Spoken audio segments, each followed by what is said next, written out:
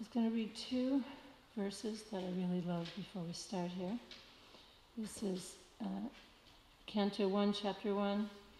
Completely rejecting all religious activities which are materially motivated, the Bhagavad Purana propounds the highest truth, which is understandable by those devotees who are fully pure in heart. The highest truth is reality distinguished from illusion for the welfare of all. Such truth uproots the threefold miseries. This beautiful Bhagavatam, compiled by the great sage Vyasadeva, is sufficient in itself for God realization.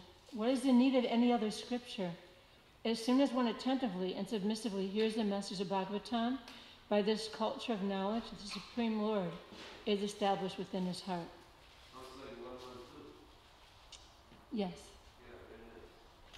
And this is 1.3.43. This Bhagavad Purana is as brilliant as the sun and has arisen just after the departure of Lord Krishna to his own abode, accompanied by religion, knowledge, etc. Persons who have lost their vision due to the dense darkness of ignorance in the age of Kali shall get light from this Purana. So there's just so many blessings that come from just reading Bhagavatam, hearing Bhagavatam, discussing Bhagavatam. So our verse today, start with Om Namo Bhagavate Vasudevaya. Om Namo Bhagavate Vasudevaya. Om Namo Bhagavate Vasudevaya.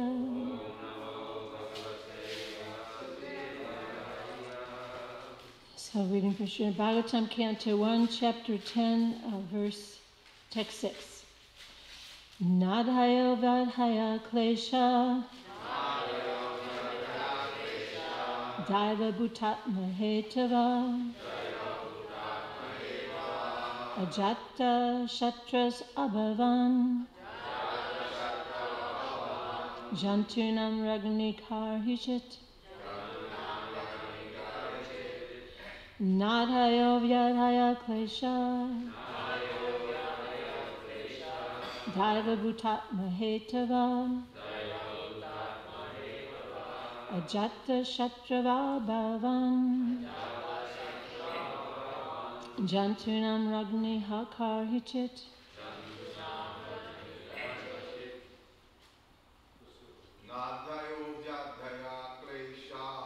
Nadayo Vyadaya Klesha Daiva Bhutatma Hetava Ajata Shatra Abhavan Jantunam Ragnika Vichit Nadayo Vyadaya Klesha Daiva Bhutatma Hetava Ajata Shatra Abhavan Jatunam Rajnika Vichit Nadayo Vyadaya Klesha Daiva Bhutatma Hetava Ajata Shatra Abhavan Jatunam Rajnika Vichit Nadayo Vyadaya Klesha Daiva Bhutatma Hetava Ajata Shatra Abhavan Jatunam Rajnika Vichit Nadayo Vyadaya Klesha Daiva Bhutatma Hetava Ajata Shatra Abhavan Jantunam Rajnika Vichit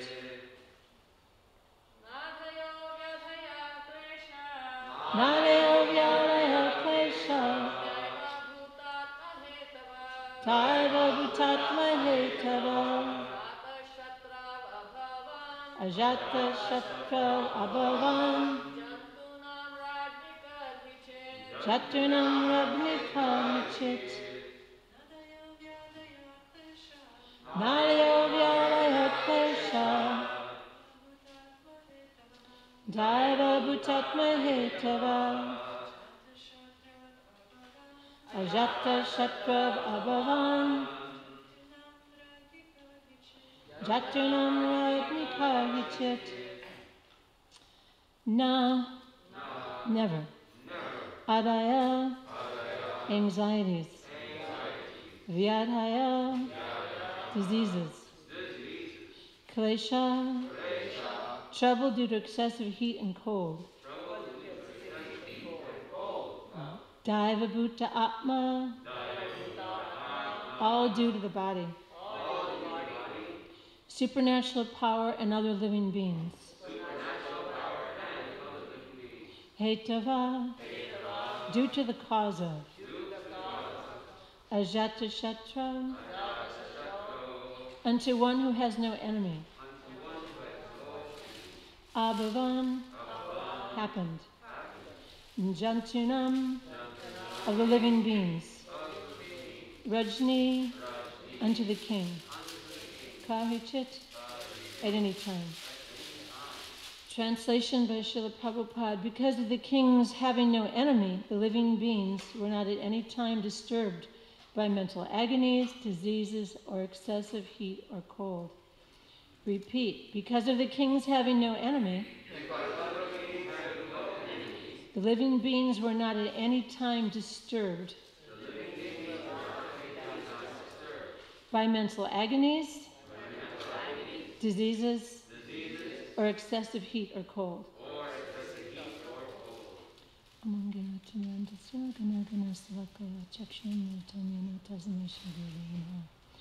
Purport by Srila Prabhupada.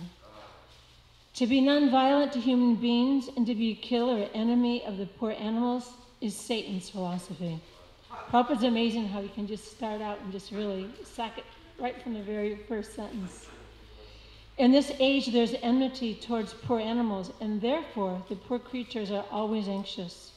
The reaction of the poor animals is being forced on human society, and therefore there is always a strain of cold or hot war between men, individually, collectively, or nationally. At the time of Maharaj Yudhisthira, there were no different nations, although there were different subordinate states. The whole world was united, and the supreme head, being a trained king like Yudhisthira, kept all the inhabitants free from anxiety, diseases, and excessive heat and cold. They were not only economically well-to-do, but also physically fit and undisturbed by supernatural power, by enmity from other living beings, and by disturbance of bodily and mental agonies. There is a proverb in Bengali that a bad king spoils the kingdom, and a bad housewife spoils the family. This truth is applicable here also. Because the king was pious and obedient to the Lord and sages, because he was no one's enemy, and because he was a recognized agent of the Lord and therefore protected by him, all the citizens under the king's protection were, so to speak, directly protected by the Lord and his authorized agents. Unless one is pious and recognized by the Lord, he cannot make others happy who are under his care. There is full cooperation between man and God and man and nature, and this conscious cooperation between man and God and man and nature, as exemplified by King Yudhisthira, can bring about happiness, peace, and prosperity in the world. The attitude of exploiting one another, the custom of the day, will only bring misery. So I thought I'd start with just giving a pretty good contrast between a bad king and a good king. Prabhupada mentions that in the purport. So the story starts out with King Anga, who is a very good king. He's in the line of Dhruva Maharaj. And he's married to Sunita, who's the daughter of Death personified. So they have a son, and the son's name is Vena. And as Vena grows, he is known for being very cruel and violent. He would kill the deer. The children, people would cry when they saw him coming because he was so unpredictable. They didn't know what he would do. And they were so full of fear. And King Anga did everything he could to he chastised him. He tried to, it says, bring him onto the path of gentleness. But it just didn't happen with Vena. He continued in his evil ways, and as he took over the kingdom, the Brahmins, they tried to also rectify him and talk to him and explain to him what he needed to do. But instead of accepting that good instruction, as demons often do, he just said, look, why are you so concerned with, the demigods and God? And he said, all the demigods reside in the body of a king. I'm the king, and therefore you should be worshiping me. That's what you should be doing. So, the Brahmins, they just couldn't believe it. They were like, what is going on? How can this continue? Because he was just completely, like it said, he was ruining the kingdom, ruining the people. The one good thing that was happening, though, because what happened is King Anga, he became so dissatisfied that he decided to he went to the forest. He just left. And Prabhupada explains in the purport that, sometimes Krishna makes an arrangement, for someone to have like a bad son or, a wife or a husband that they can't get along with somehow. And he does it purposely to help that person detach from the material world and take shelter of Krishna's lotus feet. So Anga, he just left, he went to the forest. But what happened is when he left, all the thieves and the rogues, they began to, really come out. So the one good thing that Vena was doing was keeping down the thieves and the rogues. That was about the only good thing that he was doing. So finally, after, so much counsel, that wasn't working, and when he said, King Vena actually said, you should be worshiping me, you should be offering all the puja to me, to no one else. Then they declared, kill him, kill him. He doesn't deserve to live. So they got together. And it's explained that by chanting high-pitched mantras, I can't imagine, very high-pitched sound, they were able to kill Vena. So Vena is now gone, but again, the thieves and the rogues, they come out of hiding because he was keeping that part of the society intact. It explained there was so many thieves and rogues that it created a dust storm just from their running. There were so many of them.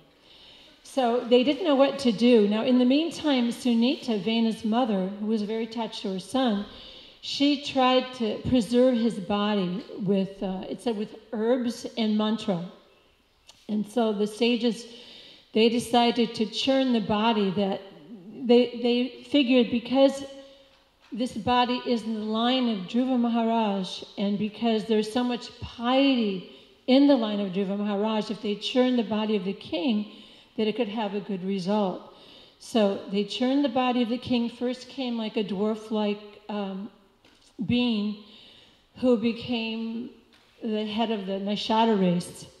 And then also next came King Prithu and Archie, and they're both known as Shaktavesh avatars.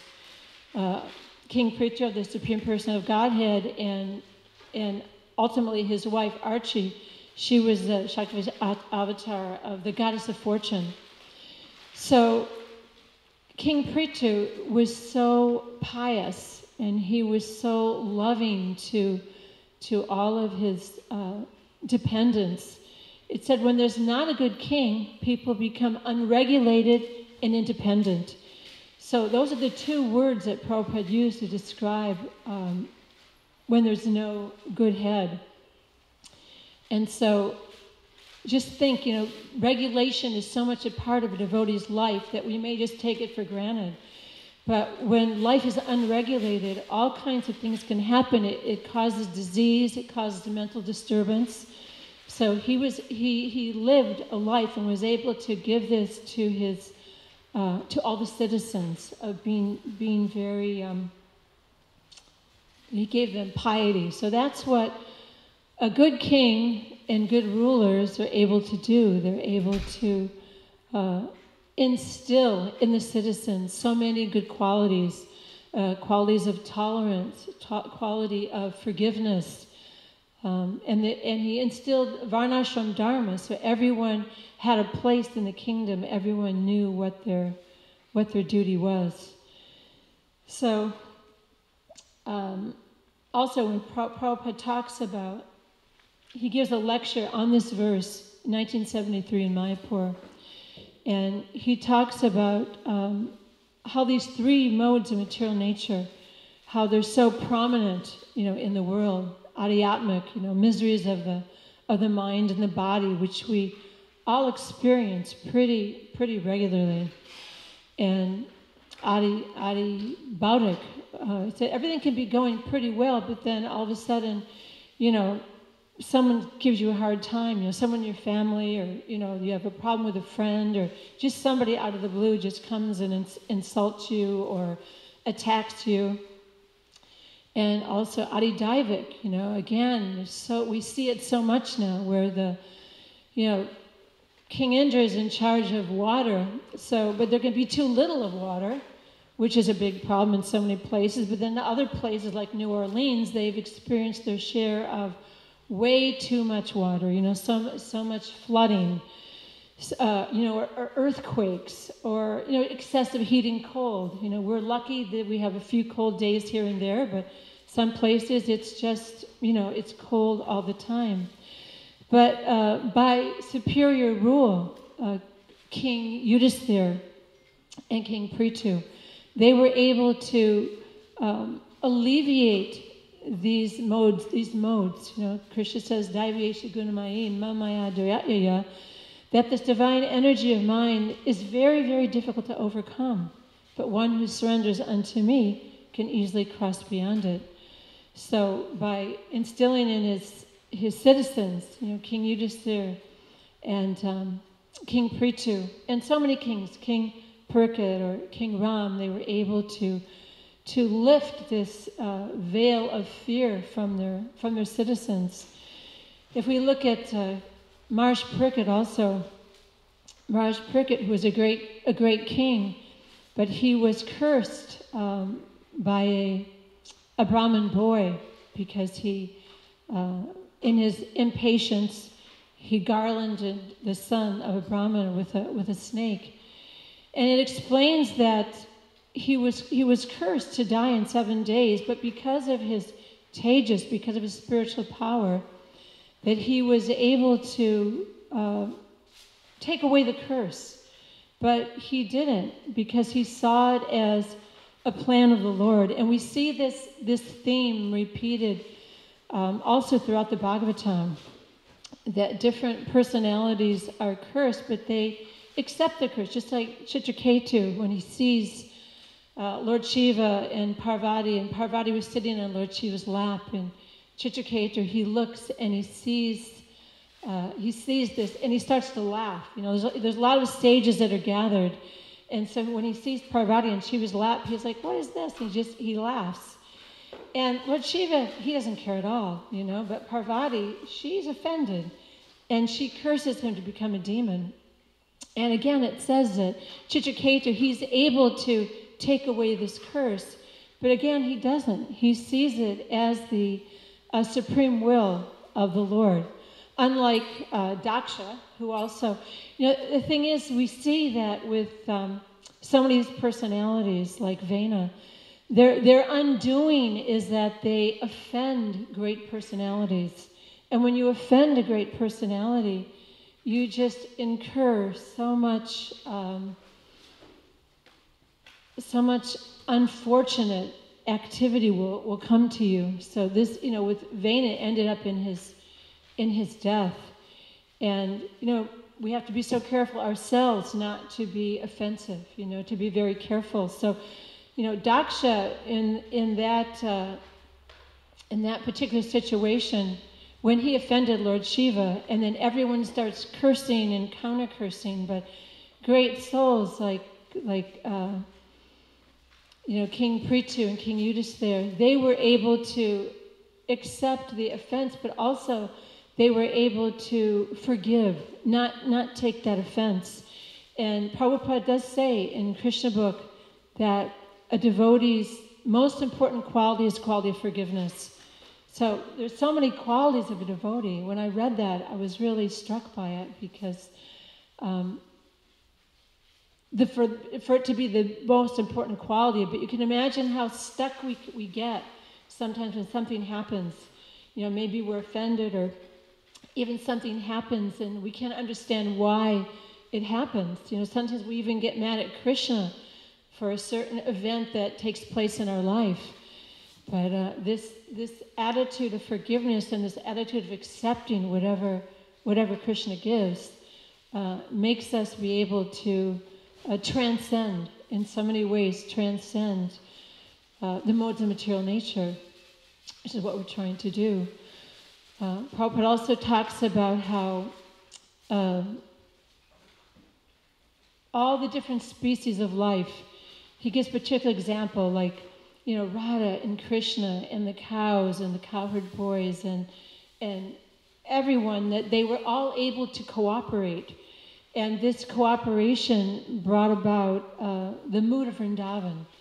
So Prabhupada always stressed that. He even gave an example of someone who has, 3 or 4 children, and the father wants a massage, and all the children, they start fighting over who's going to massage which part of the body, and it only brings distress to the father. And one of Prabhupada's last things that he said is that, your love for me will be judged on your ability to cooperate.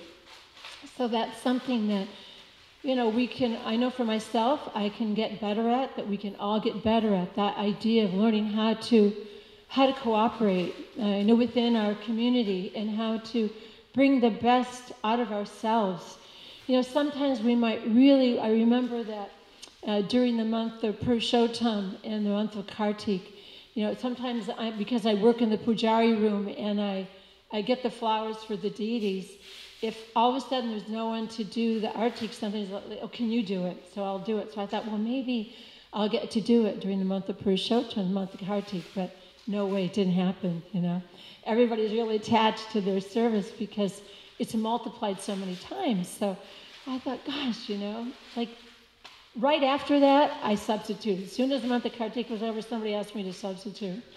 But then I thought, okay, it's all right, because actually I can get the same benefit of doing the artik just by being here and just worshiping the deities and in my mind offering. So, and just during this terrible virus that's going on, and you see that the attendance in class is really diminished, and people coming to the temple, that attendance is also really diminished. But so many people are learning how to mentally do their worship. I was talking to Nanda yesterday, and she was saying how she was really sad that she couldn't come to the temple and chant, because if she just went home, she said it's so easy to fall asleep. She just gets tired and she'll fall asleep. So instead, she got out a picture of Govardhan, and she got out a picture of some of the deities on Govardhan, and she just started circumambulating Govardhan right there in her home, and she became very enlivened. And so, there's so many ways that we can learn how to, up our devotion just by doing things in our home. And, just even online, there's so many opportunities. You can do Govardhan Parikram. My husband was telling me that's online. So many parikrams, Navadvip Parikram and Vrindavan Parikram, they're all done online. So many ways that we can learn. Prabhupada was also relating the story. This is kind of an unusual story, and I didn't remember hearing it before, but it was a story of a doctor, and this doctor, his wife was implicated in an illicit connection with the servant. So the doctor was very upset, and he arranged for the servant to come into the operating room and the servant didn't know why. But what happened is this doctor murdered the servant for his transgression with his wife. And he packed up the body in a box, and he went walking off to dispose of the body. But because he didn't do a very good job of it, some drops of blood started to fall. A policeman saw it, and he stopped him, and he arrested him. So this all went to court, and in court, they judged him as being guilty. I mean, there it was, the whole evidence, the reason behind it. But the lawyer, this famous barrister, this famous lawyer, he said, "Don't worry about it, no problem, I'll be able to get you released, And of course, we do see that happen in these days. We do see that if somebody has enough money or enough, some enough pull, they are able to get off. But Prabhupada was saying that the scientists likewise, they'll tell us, "Oh, don't worry, this may be happening now, we will, this virus, but don't worry, we can find a vaccine for it, and we're going to eliminate it. We'll be able to eliminate all misery. There'll be enough food for everybody. Don't worry." Always this promise of the post-dated check. So we have to understand that that's not going to happen. Even with the virus, when they took a poll, they found that 50% of the people they don't want to get the virus, and they're afraid of it. They explain, especially African Americans, because there was some experiment done with them in Tuskegee some time ago, and many of them died or had a bad reaction from the virus. So, we'll see what happens, but it just shows how mistrustful the citizens of today are of our leadership. Where do we find, whatever, political party you've aligned yourself with, if any, which president or president-elect can you say has the same qualities or even close to the same qualities as these great kings, King, Pariksit, King Ram, King Yudhisthira, King Prithu. These kings were so powerful that if, in Lord Ram's time, when a Brahmin's son died, he immediately went to Ram and said, "My son has died. How can this be? You've done something wrong." So if you went up, to a leader today and said that, they think you were completely crazy. There's no question that they have any kind of power like that, any at all. So, just trying to understand, the world that we're living in, and how to, even in Krishna book, it talks about the Brahmin whose sons died, and they go to Krishna and Arjuna asking, "My sons have died, what can you do?" And so many people he'd gone to, and nobody was able to help him with that, with his sons dying. But ultimately, what happened, it was a special plan by Krishna to see Krishna and Arjuna, But in this day and age, we don't have the option of leaders like that we can go to and explain what's happening and get counsel like that. But what we do have in our world is we have Srila Prabhupada's instructions. We have the regulated program that he's given us. And that is what we have to take shelter of. We have the counsel of older devotees. We have the counsel of Bhagavatam, like when I read those 2 verses. It says Krishna departed with knowledge, with peace, with everything. But this Bhagavat Purana, which is more brilliant than the sun, it has come, and it was able to give us this. So this is what we have to take shelter of. Really, the Srila Prabhupada and Bhagavatam, Bhagavad Gita, that is our king. That is our king. That is our shelter. So the fear factor in our world is so strong. Suicide has gone way up.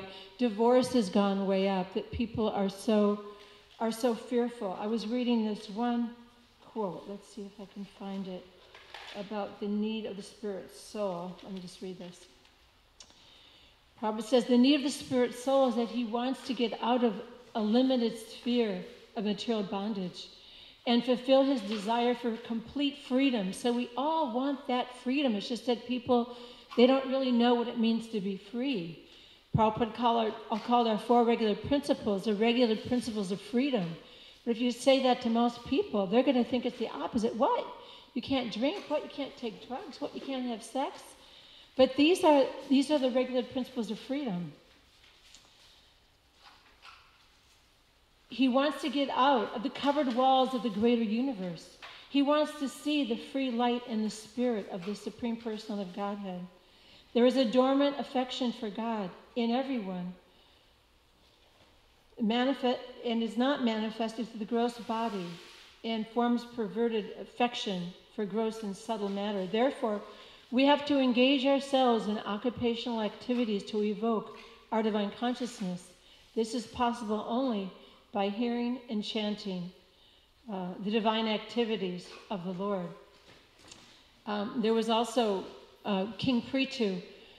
At one point, his citizens were so emaciated, they were so skinny, that they came to him. They said, "No, we're starving." So King Prithu became very concerned, and he went to the Earth planet, and said, "You're not doing your duty. What's going on?" He was so angry because he said that, you're getting in the sacrifice, you're getting oblations, but you're not doing what you're supposed to do, giving the grains. And so she was so afraid to see him so angry, she took the form of a cow, because she thought, well, he won't hurt me, he won't kill me because I'm in the form of a cow.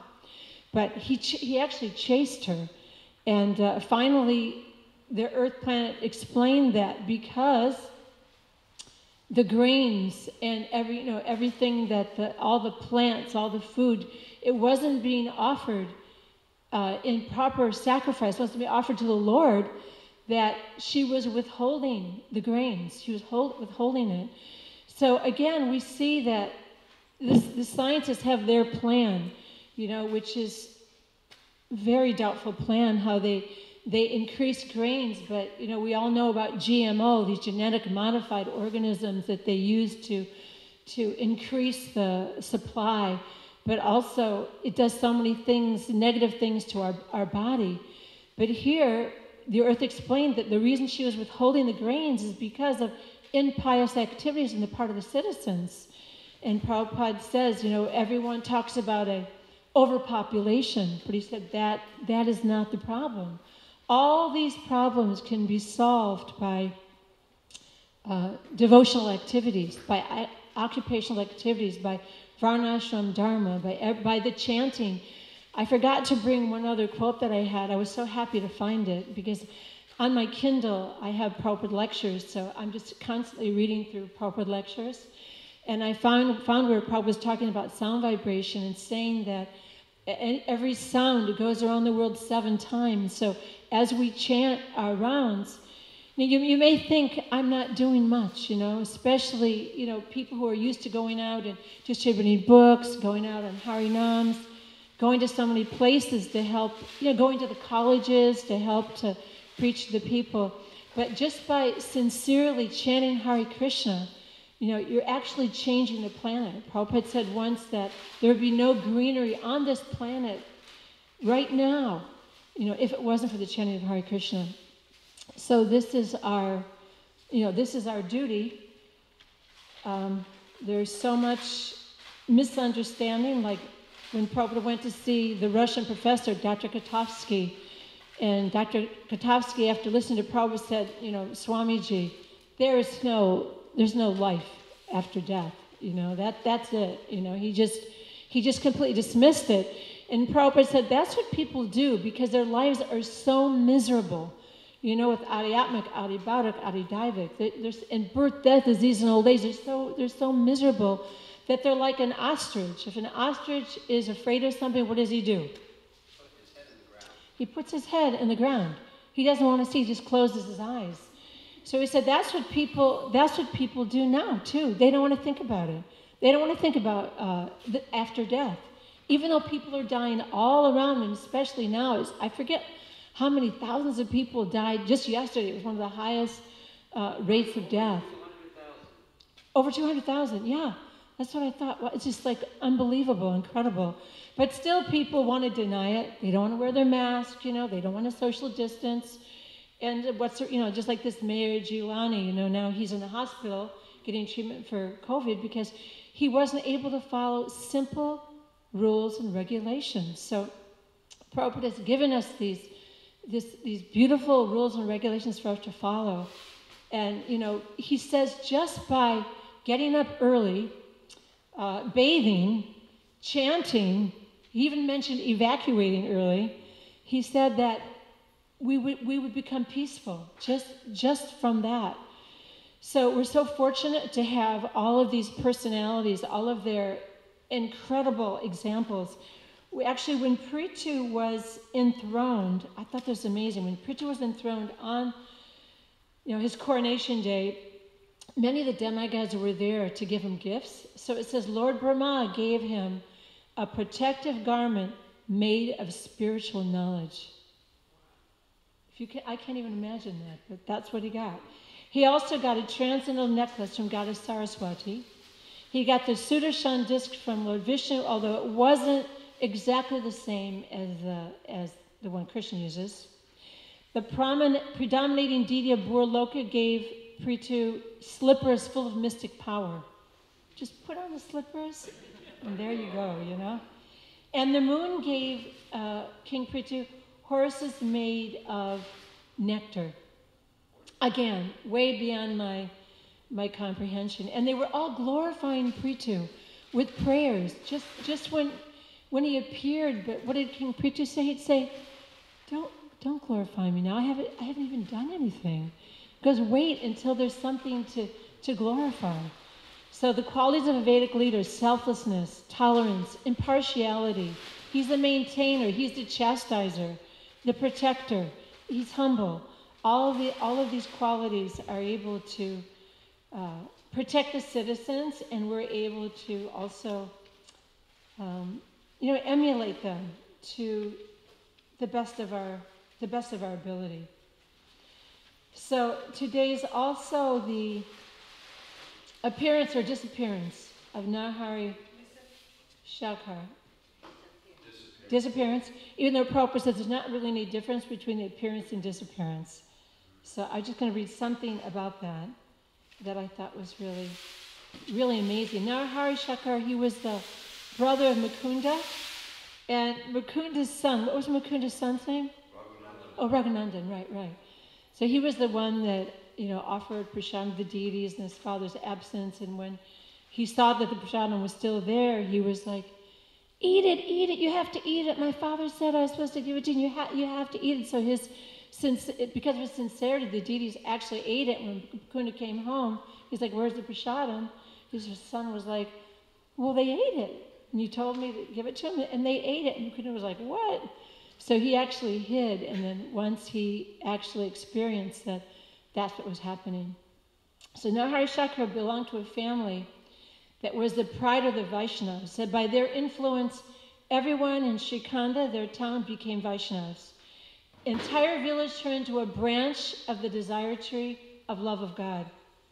Said once Lord Nityananda came to Srikhanda asking, he comes up to Narhari Shankar and he says, okay, we know who you are.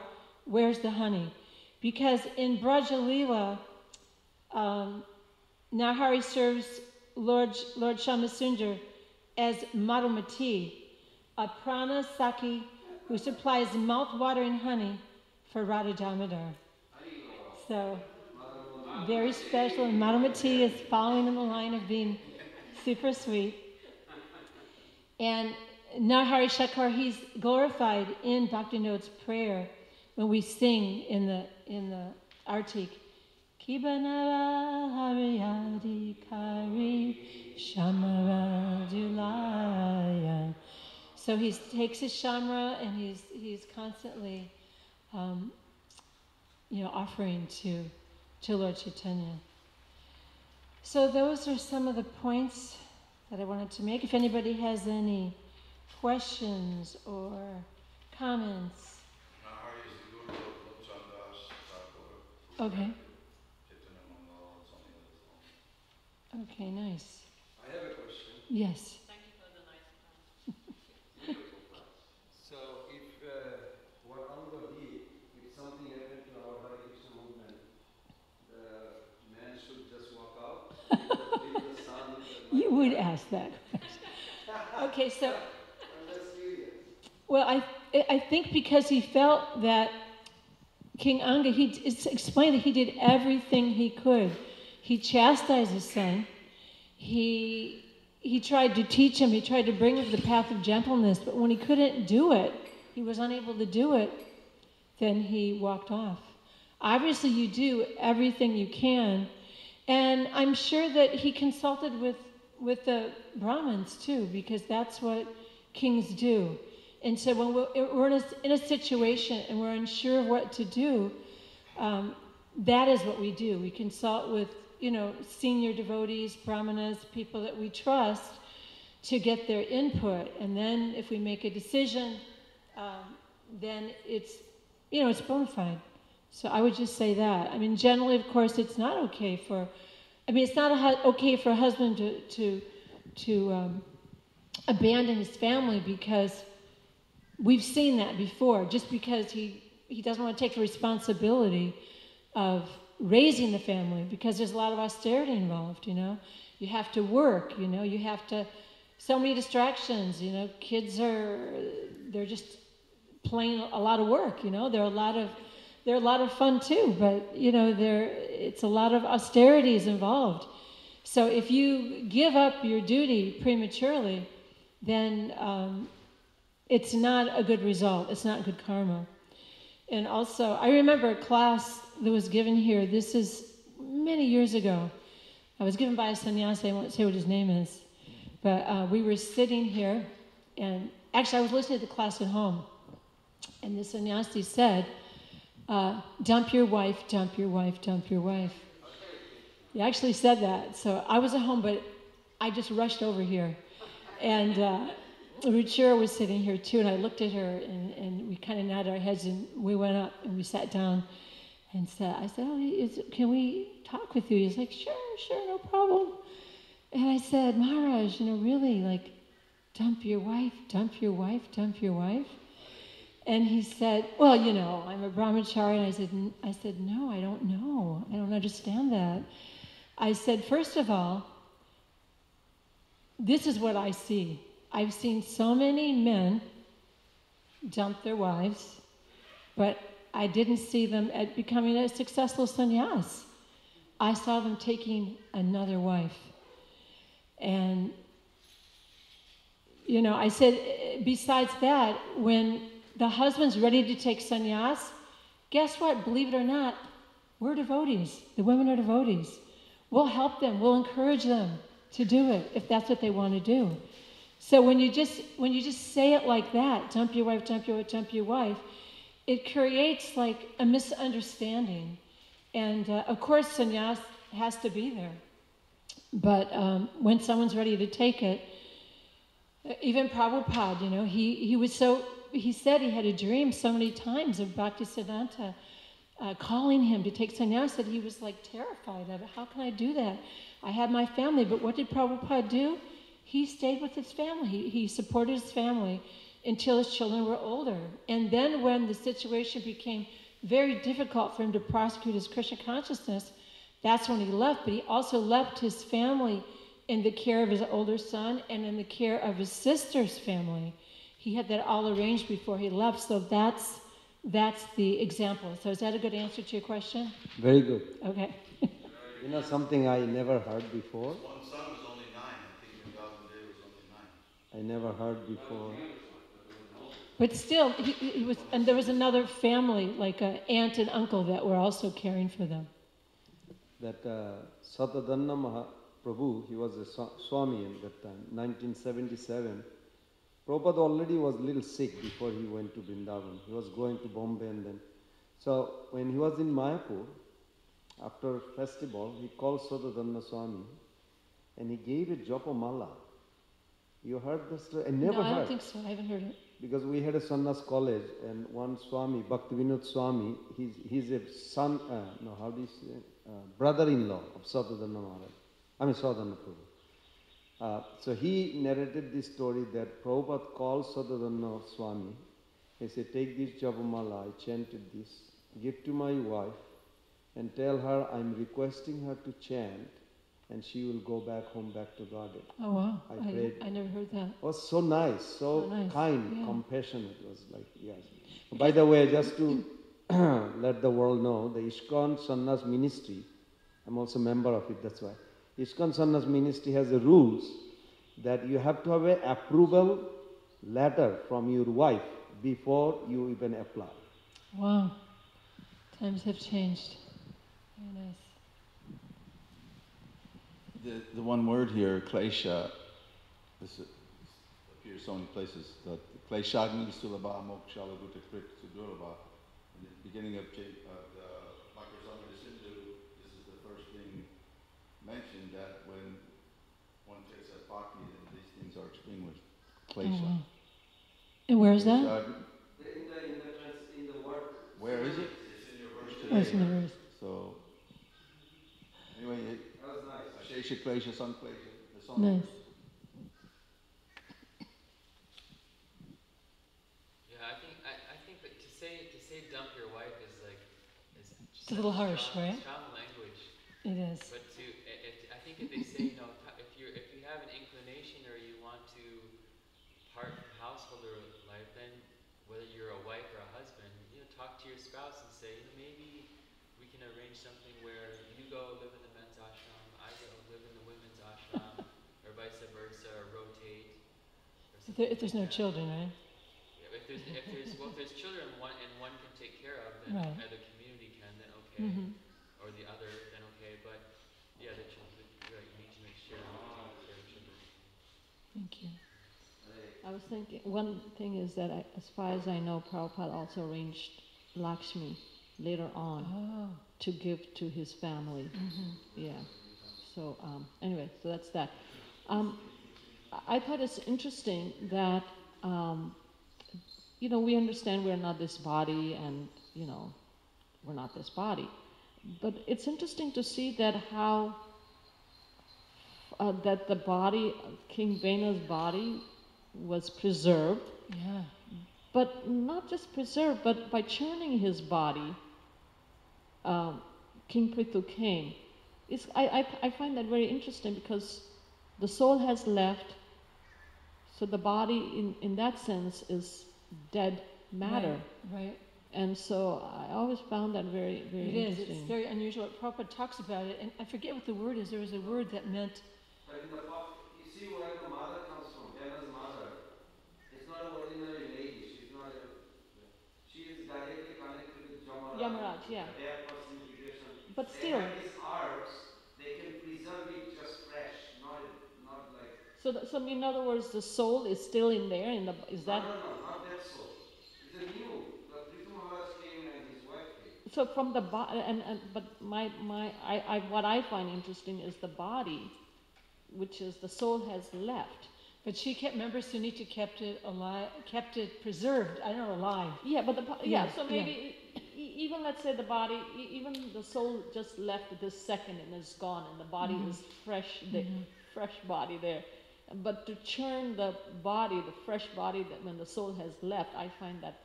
Even Prabhupada talks about it. It says because there's some, that idea of the soul, taking shelter. It's not. It doesn't have to be just one way. Especially because it was so special, because it was in the line of Jiva Maharaj, and used a special word for heredity, which I can't remember the phrase. It was a Sanskrit phrase. I have one question. Just the philosophy of blind uncle is better than no uncle, or no uncle is better than blind uncle. I like the way you answered the first one. This one, that these sages, they have a power to kill anybody if they want to. Why they didn't just kill him before? Why they have to go through so much trauma to kill him when they know he was bad in the beginning? I'm just curious, why? Well, I guess you just want like there to be no question, because it's such a radical thing to do, right? It's like you chant these high-pitched mantras, and it killed them, you know? I actually looked up the Havana Syndrome. I don't know if you ever heard of that. There's all these dignitaries who were in Cuba and in China who suffered from illness, and they were trying to figure out where it was coming from. And one of the theories was it came from some kind of frequency that was being directed towards them, some kind of vibration.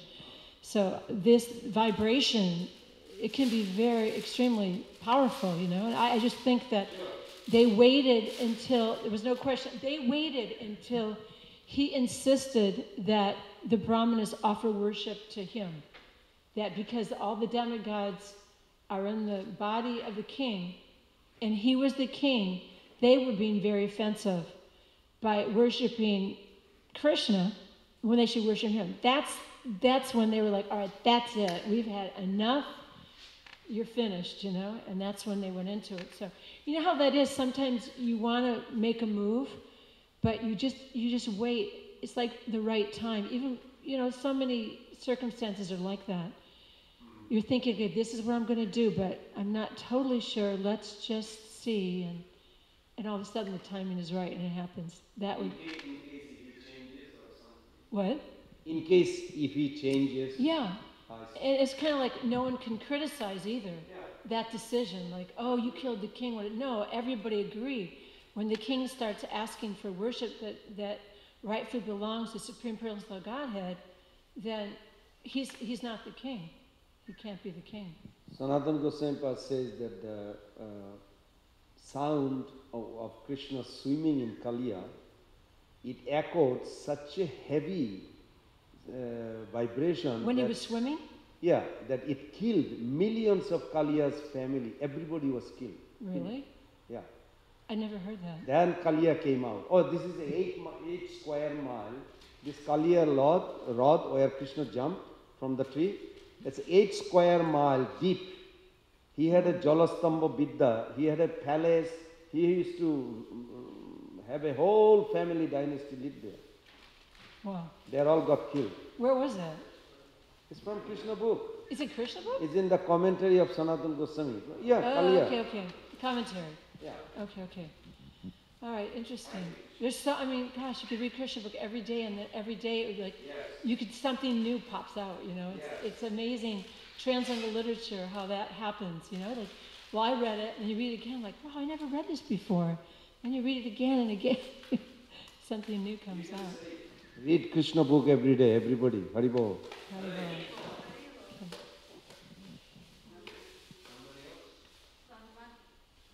She already did. I was just saying that the reason that they took them so long to do it because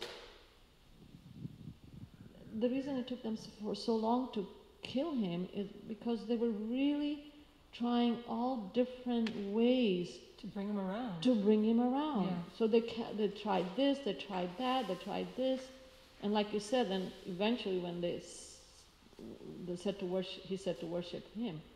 But yeah, they tried their real best to turn him around. I mean, he was doing something good that the robes were... Exactly. The dust storm of the robes was kept down. Yeah. So that's kind of nice to see that how the Brahmanas they didn't just like finish him off. They really tried their best. But he wasn't willing to change. And then when it was finally time, they were like screaming, kill him, you know. They just had enough. Okay, that's it. Prangavinpu, no more. One second, there is something in the message.